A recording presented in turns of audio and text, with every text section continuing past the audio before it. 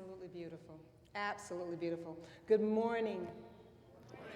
It is indeed a pleasure to be here with you all in the Unity Village. It is my first time. I have to start with that. And I have only one word, was overwhelmed with the beauty and the warmth of not only the grounds, but the people. I will forever cherish this moment and take it with me and spread it around and just put it out there in the atmosphere for everyone to experience Unity Village through me, because it's been beautiful. Today we are discussing living in the secret place. The secret place. And I gotta tell you that we all have secret places. Right now, you're in your secret thoughts. The person next to you, no idea, right? You're with your secret feelings, because our faces don't always show what's going on in here. Secret places. We're going to be talking about secret places according to Psalm 91, but I want to talk to you today about a secret place that I had developed in my life. But before I do that, I want to say this, that in my Father's house, there are many mansions. If it were not so, I would have told you. Jesus says, I go that I may prepare a secret place for you. So knowing that, what was Dravon doing preparing her own secret places? I did. I made my own secret place. You see, I grew up in a very traumatic childhood, and without knowing, by default, because we're all creators, you know that. We can create consciously, or we can create by default. So by default, I created a little space inside of me called fear. And I nourished it through college, through marriage, through the birth and death of babies. I kept putting things in my secret place, and I visited often. Now, I'm sure you know that where you put your attention, that's where your life goes, right? So when you put your attention in your secret place designed by, you get more stuff to fill it up with. So I wasn't surprised that I got more things to be fearful about, because Dravon was developing her own secret place. Maybe you know somebody who's doing that. I know you guys are probably too wise for that. But I started doing that before I even knew I was doing it. I remember, and I'm digressing a little bit, but I remember at age 7, I was in church. My great uncle had a church, and he was a senior pastor, and I remember him saying something. He said, God said, let us make man in our image. And it stuck with me. First, because I was 7, and I thought, my great uncle talked to God? God told him, and who's the us? So I had all these memories, and I wanted answers. And when no one could answer questions that I asked, I remember thinking that maybe I had the answers. Little bitty 7-year-old. And I believe that was the beginning of me developing my own secret place. I encourage you to find out and search your own hearts and the hearts of your loved ones. Ask them to search and find out if they have secret places of their own. So we create, and in my secret place, the fear room, AKA the war room, I put all my transgressions, all my regrets, all my resentments, all my babies, my painful marriage, my traumatic childhood. I put it all in this secret place, and I kept it there, and I nursed it. I kept it warm. I'd go there often just to make sure I still had the key to get in. I went there frequently.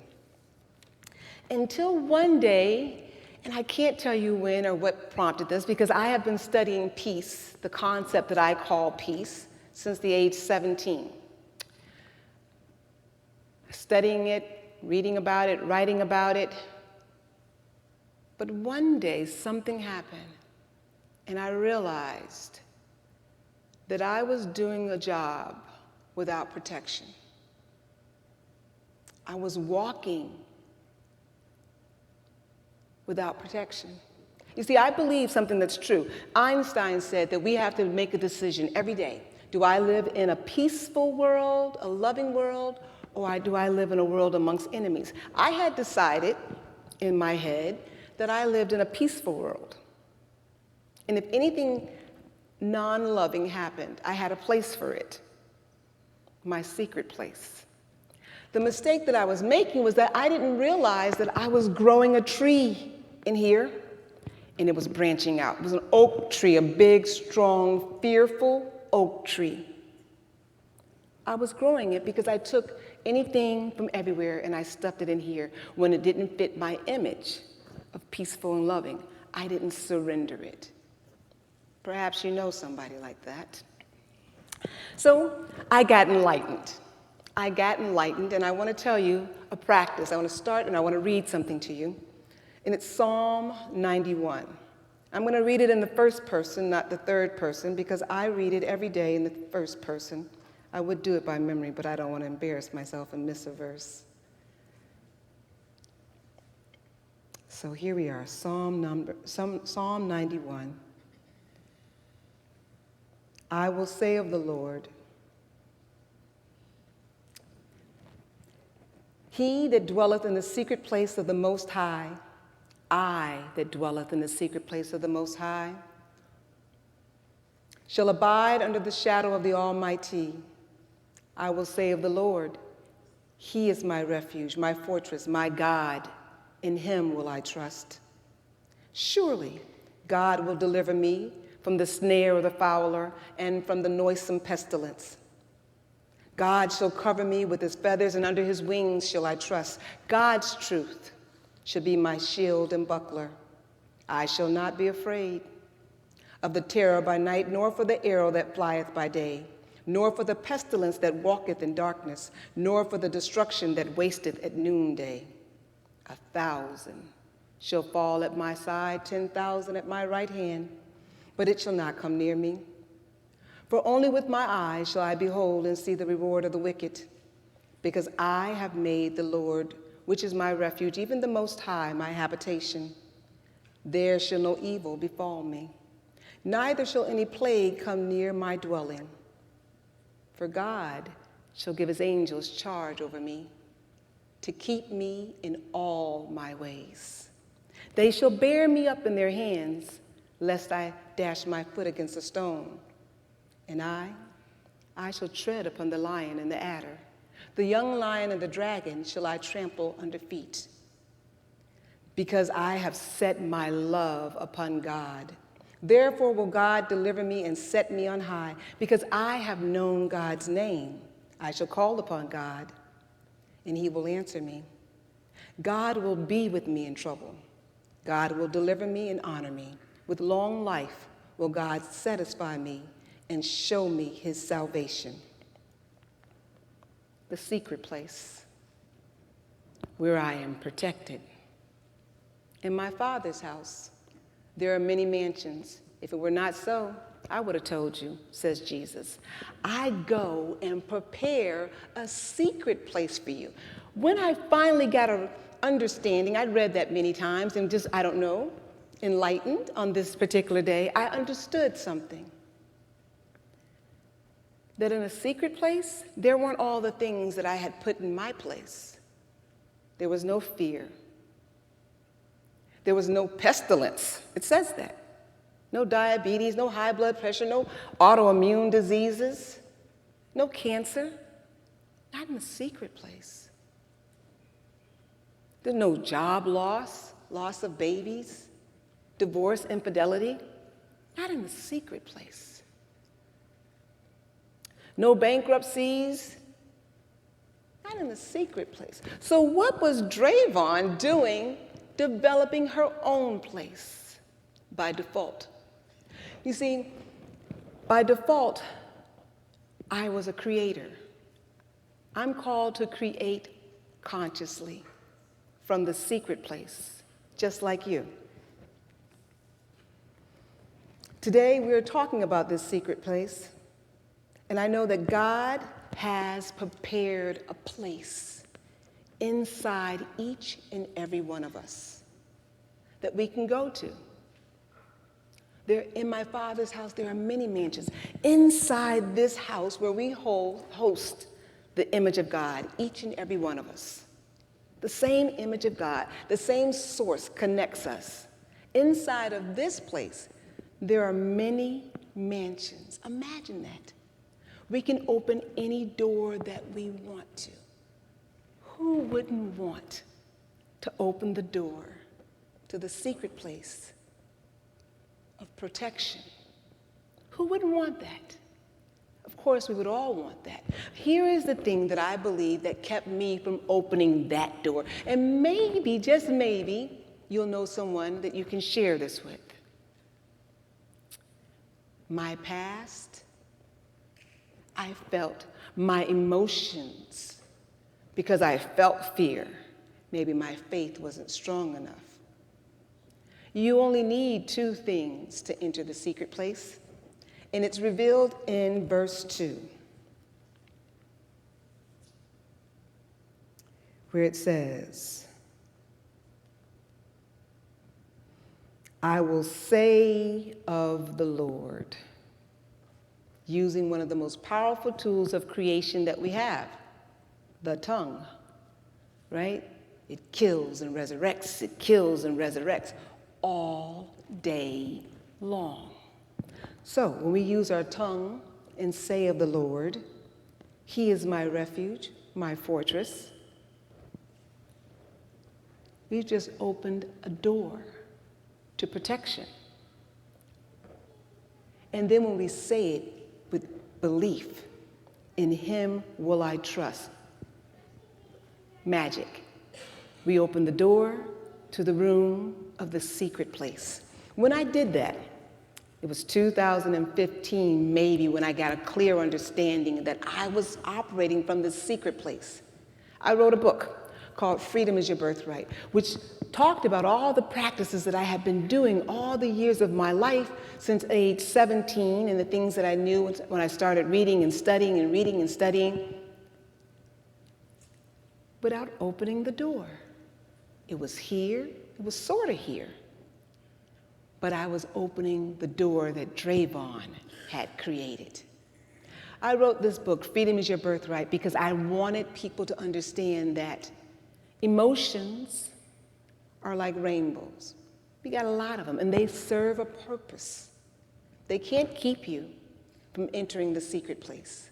The only thing that keeps you from entering the secret place is not using your tongue and your belief on a regular basis. And here's how emotions, I believe, I got another sidetrack, I believe that everything that shows up in our life shows up with one purpose, and that is to bow down and serve us on our journey home.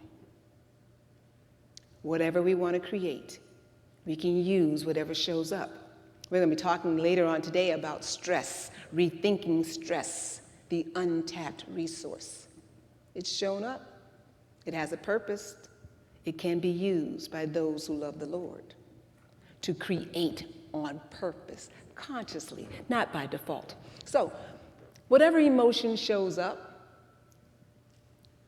when it's fear, that's what it was for me, quite often, loneliness, abandonment, when those emotions show up, it was a knock to say, Dravon, you've moved away from the secret place. That was my cue.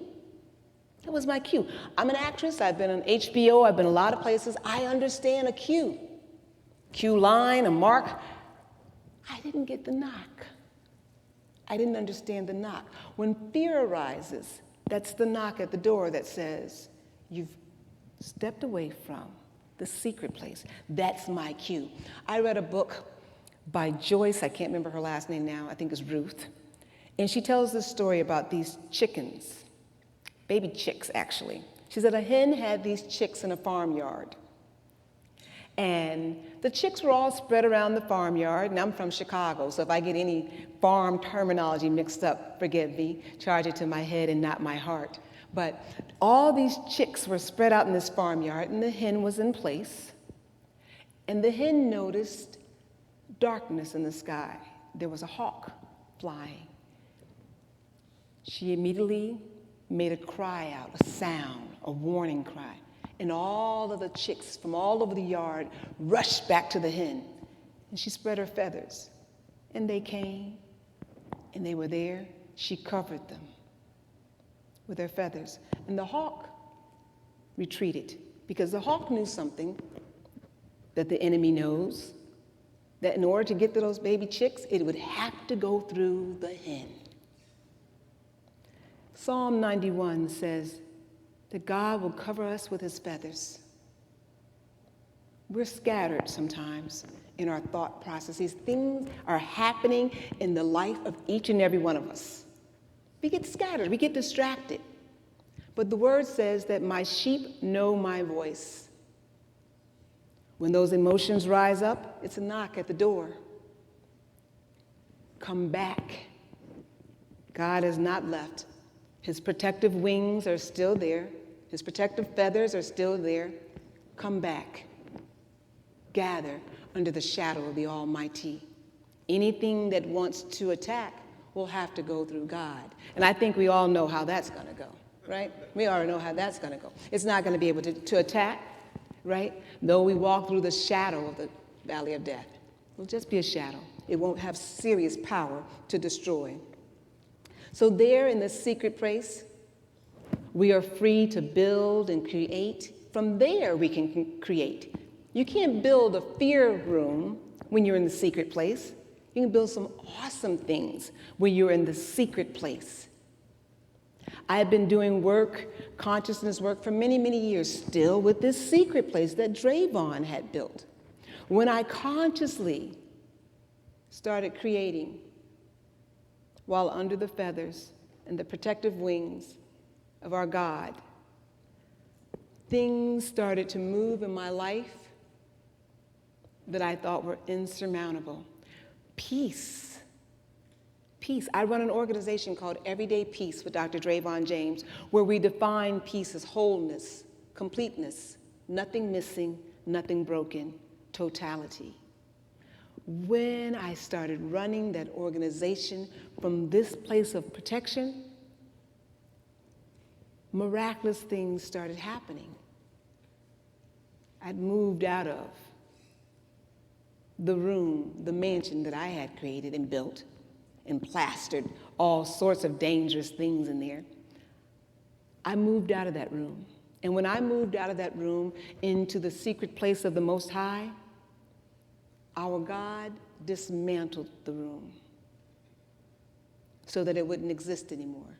And I'm so happy and so excited to tell you today that the secret place exists for all of us. Each and every one of us has the opportunity to dwell in the secret place of the Most High. It is from this place that every desire that you have can be realized. And guess what? I discovered when you're moving in the will of God from that secret place, it is not nearly as hard as I was making it. My energy level shot up. I'm a pharmacist. You guys may know that from the introduction. I work long hours and long days doing something that I love. But my passion was everyday peace. And I dragged myself after a long day of work to my office to work on everyday peace, tongue hanging on the floor, barely able to get stuff done. But when I moved into the secret place, the energy that I had after a 12-hour day amazed me. Same travel schedule, same speaking schedule, but I was operating from the secret place in my Father's house. There are many mansions. If it were not so, I would have told you, said Jesus. I go to prepare a secret place for you. I'm Dr. Dravon James. I invite you to enter into the secret place as outlined for us in Psalm 91, using two tools that you already possess: the power of your words, and the strength of your faith. Thank you.